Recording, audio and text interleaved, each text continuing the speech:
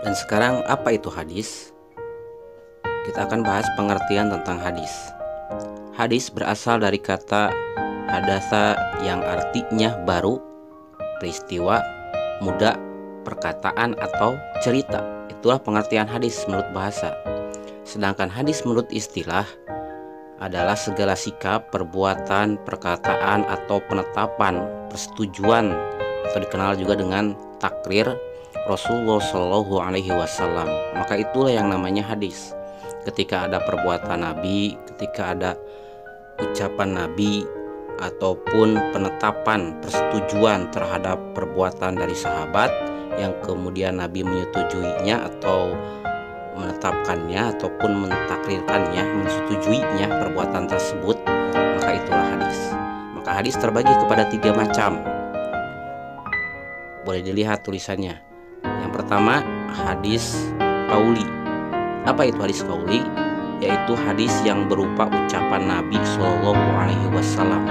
Maka ketika ada ucapan Nabi, itu disebut dengan hadis qauli. Yang kedua yaitu hadis fi'li, yaitu hadis yang berupa perbuatan Nabi. Ketika Nabi melakukan sesuatu, melakukan perbuatan sesuatu, maka itulah yang namanya hadis fi'li, yaitu perbuatan Nabi. Yang ketiga yaitu hadis takriri. Hadis takriri itu adalah hadis persetujuan Nabi, bukan perbuatan Nabi, bukan ucapan Nabi, tapi Nabi menyetujui hal tersebut, maka itulah yang namanya hadis takriri.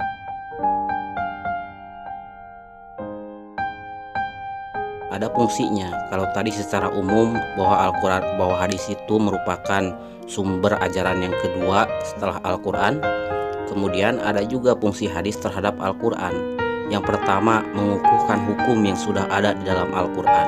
Ketika dalam Al-Quran mewajibkan sesuatu, ketika Al-Quran melarang sesuatu, maka ada dari hadis pun melarang dan mewajibkan terhadap hal tersebut. Maka itulah fungsi hadis sebagai pengukuh hukum yang sudah ada di dalam Al-Quran. Kemudian yang kedua, memerinci ayat Al-Quran yang global. Ketika ayat Al-Qurannya itu umum, misalkan aqimis sholah, mendirikan sholat, maka dalam hadis bagaimana kaifiat sholat, bagaimana praktek sholat, mana sholat yang wajib, mana sholat yang sunnah, itu dirinci dalam hadis. Yang ketiga, menetapkan hukum yang belum terdapat dalam Al-Quran.